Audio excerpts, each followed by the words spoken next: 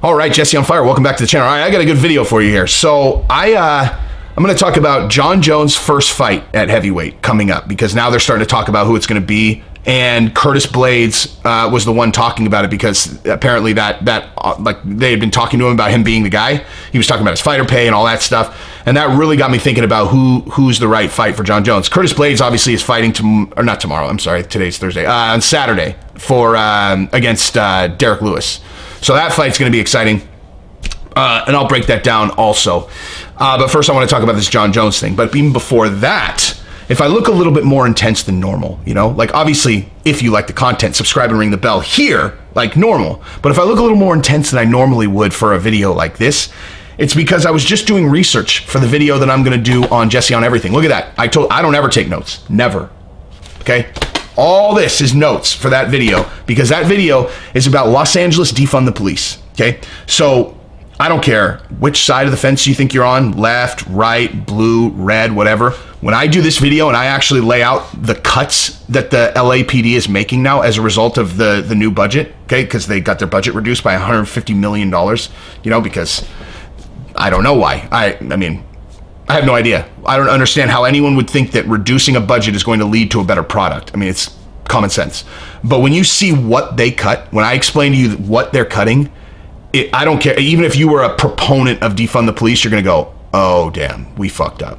There's just no way to characterize this as a good thing. It's impossible. No one with a brain is going to hear this and go, wow, we won something. Okay? Unless your goal is just chaos and destruction, because this is insane. Like, this is really, really crazy. But that's what happens when you listen to people who don't know what the fuck they're talking about, and then you make gigantic policy decisions based on people, you know, running around and rioting. So anyway, so that video, Jesse on Everything, it's probably already up. I'm going to upload it before this video. So I'm going to film it after and then upload it first. But anyway, give it a look. So now let's talk about Jon Jones. All right. So basically, first of all, the context was that Curtis Blaydes was saying that they had been talking to him about fighting Jon Jones, and he was saying he wouldn't do it for $200K, which is his normal pay, right? Which is not bad, man. I mean, you know, he fights 3 times a year, makes $600K. I mean, it's not bad, but you know, because Curtis Blaydes on his own is not a huge draw. He's kind of Junior Dos Santos, right? Him and Junior Dos Santos are kind of like about the same draw. And then you got Francis, who's a bigger draw, and then you got Stipe, who's, you know, Stipe and Francis are, well, I guess Stipe's probably bigger, but you know, like he's pretty close to the top of heavyweight. And so if he ended up being the fight, it's not unreasonable to ask for more money when he's fighting or to demand more money if he's going to fight Jon Jones. I mean, because like Jon Jones needs a big name for that fight, which will be a massive fight. And whoever is the big name should get compensated. I mean, they don't necessarily need to make as much as Jon Jones, obviously. But like, it's not fair where Jon Jones is going to make $6 million and his opponent makes 200 if they have a big name like Curtis Blaydes. I mean, he should make, I don't know, 750K, something like that. I mean, something significantly higher than what he would normally make is just fair. And he said something that I actually liked. You know, like, I can't really make heads or tails of Curtis Blaydes in general. You know, like, he looks like this really clean-cut guy, but he's not. He's a street guy. I mean, I don't know about a street guy, but like, he carries it like that, you know, like that's how he doesn't carry it the way that he looks like he would carry it when you just are looking at him. You know what I mean? And when you think about it like that, it's like, Jesus, this guy's like, what, 265? This is a scary ass dude, man. He said, I mean, because gosh, that guy gets you on the ground and he is going to hurt you. Remember what I've been saying about guys who are going to hurt you? You know, figure it out. Like Curtis Blaydes is a guy, if he gets you on the ground, he's going to hurt you, man. Like, he's going to hurt you. He's got elbows that'll just shatter a face of a regular human. But yeah, anyway, so basically, again, it's not an unreasonable request, but for Jon Jones, I think that's a crazy matchup.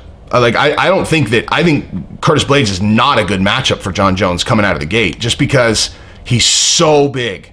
He's so big and he's so strong that, like, he could theoretically take Jon down. Like, I don't know, like, you don't want Jon Jones to lose his first heavyweight fight. And I'm not saying that he would lose necessarily, but Curtis Blaydes looks like a big risk to me versus, I don't know, Junior Dos Santos. Junior Dos Santos seems like the one. That's where I was driving to. I was going to kind of go through all the other guys, but where I'm going is JDS seems like the right heavyweight title, or right heavyweight fight to start with, unless they're just going to throw him straight into the deep end, right, and just give him like a title shot out of the gate. But if he's going to have like a welcome to heavyweight fight, JDS, that's the fight. That's the fight. I mean, that's the fight. Because he'll win. You know, he'll win that fight. And you definitely want him to win. But Curtis Blaydes, because you just don't know. I mean, if like it's great that Jon Jones has awesome takedown defense at 205 versus like, you know, Alexander Gustafsson, you know, or even DC. But man, Curtis Blaydes is a different animal. You can't. I mean, you know, you put on 20 pounds. I mean, Curtis Blaydes at 265 is a hell of a lot different than Daniel Cormier at 205. I mean, it's just a completely different animal.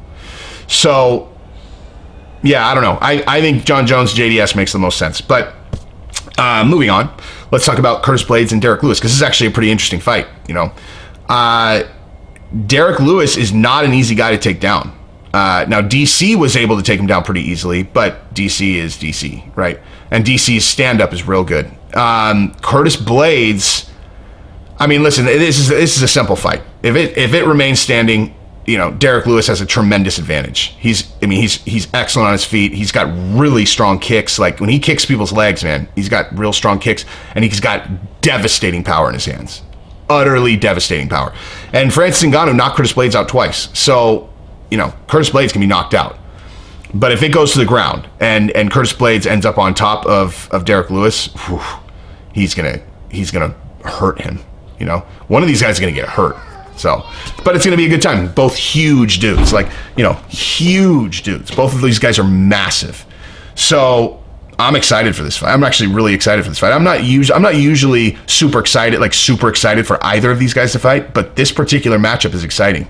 You know, now last time I got excited for a Derek, like where I was like excited for a Derek Lewis fight is against Francis Ngannou. It was the worst fight of all time. So hopefully that's not the case again. But yeah, that's what I've got. That is what I've got.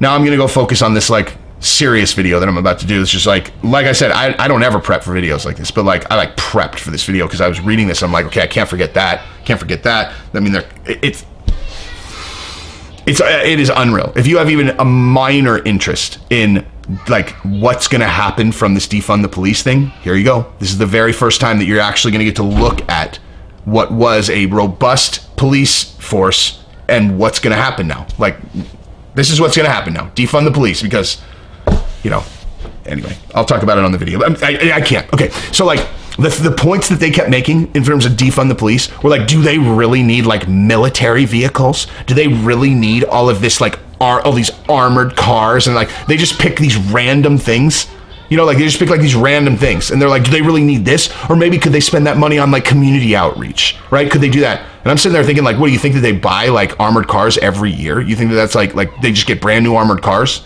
you know? And guess what's getting cut now? Community outreach, you know, like, but way worse stuff than that. Like, they're just, when you're talking to people about budgets who don't have any idea about the thing they're talking about, they're not generally a good group of people to listen to if you're the mayor of a city, right? Like, I mean, anyway, I'll talk about it on the video. I love you guys. Thank you for the continued support. Subscribe to the channel, ring the bell. Peace.